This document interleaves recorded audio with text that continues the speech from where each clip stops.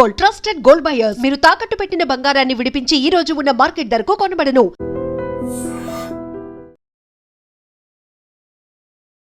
Medaram మహాజాతర almost దగ్గర 2 కోట్ల మంది హాజరైనట్టు ఒక అంచనా అయితే ఉంది.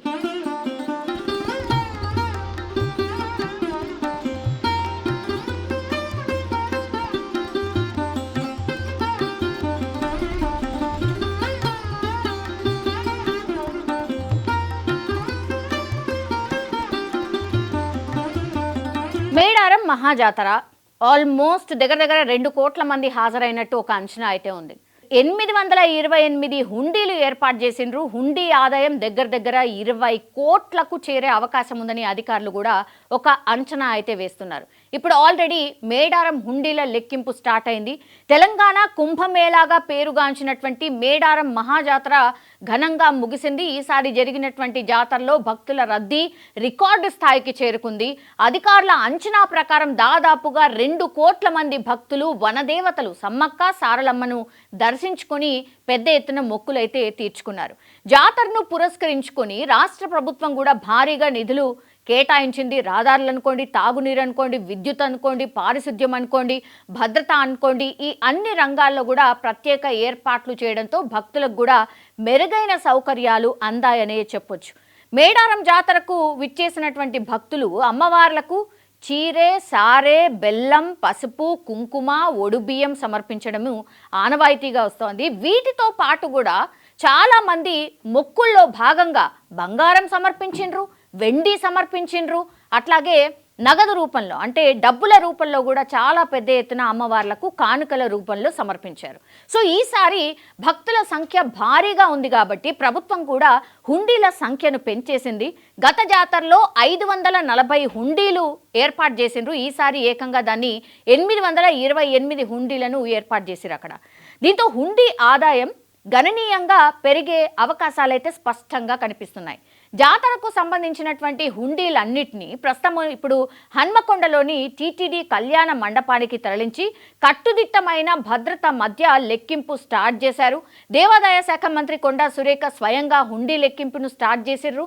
మొత్తంగా కూడా ప్రక్రియ అధికారుల పర్యవేక్షణలో పారదర్శకంగా కొనసాగుతుంది అని ఆమె చెప్పే ప్రయత్నం కూడా చేశారు. ఆనవాయితీ ప్రకారం అయితే వచ్చిన ఆదాయంలో 33% వాటాను మేడారం పూజార్లకు అందజేస్తామని ఆమె స్పష్టంగా చెప్పినటువంటి మాట. సో లెక్కింపు ప్రక్రియలో 200 మంది దేవాదాయ శాఖ సిబ్బంది పాల్గొంటున్నారు. 300 మంది సేవా సమితి వాలంటీర్లు ప్రస్తుతం అయితే లెక్కింపు కార్యక్రమాల్లో పాల్గొంటున్నారు. భద్రత కోసం 20 సీసీ కెమెరాలు ఏర్పాటు చేశారు. కౌంటింగ్ కేంద్రంలో సెల్ ఫోన్లను అనుమతి ఇవ్వట్లేదు. కఠిన నిబంధనలు అక్కడ స్ట్రిక్ట్గా అమలవుతున్న పరిస్థితి. నగదును ముందుగా డినామినేషన్ల ప్రకారంగా కట్టలు కడుతూ ఉన్నారు. తర్వాత కౌంటింగ్ యంత్రాల ద్వారా లెక్కిస్తూ ఉన్నారు. ప్రతిరోజు లెక్కించిన మొత్తాన్ని కూడా అదే రోజులో బ్యాంకుల్లో జమ చేసే విధానం కూడా ప్రస్తుతం అమలు చేస్తూ ఉన్నారు. హుండీల సంఖ్య ఎక్కువగా ఉంది కాబట్టి పూర్తి లెక్కింపుకు దాదాపుగా 10 రోజుల సమయం పడుతుంది. నిన్న స్టార్ట్ అయింది కాబట్టి ఇంకా ఒక 7-8 రోజులు కొనసాగే అవకాశం ఉంది. గత జాతరల ఆదాయాన్ని పరిశీలిస్తే ప్రతిసారి అంటే ఏమంటారు వృద్ధి కనిపిస్తోంది.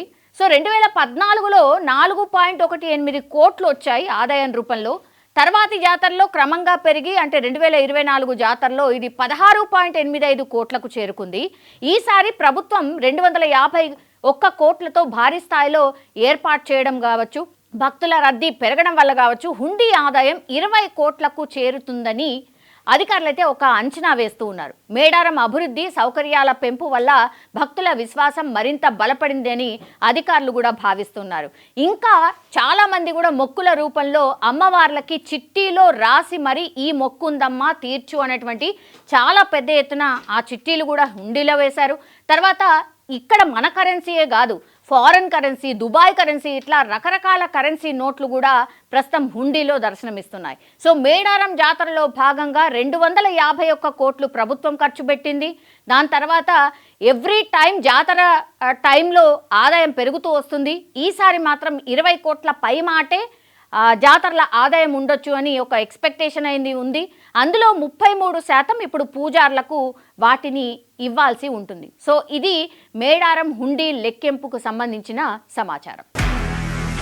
నిజంగా ప్రస్తుతం ఉన్నటువంటి సమాజం దేనికి ప్రయారిటీ ఇస్తుంది? ఆర్థిక సంబంధాల చుట్టూ మాత్రమే తిరుగుతోంది. మళ్ళీ ఎన్నికలంగానే చాలా విరక్తి కలుగుతాను.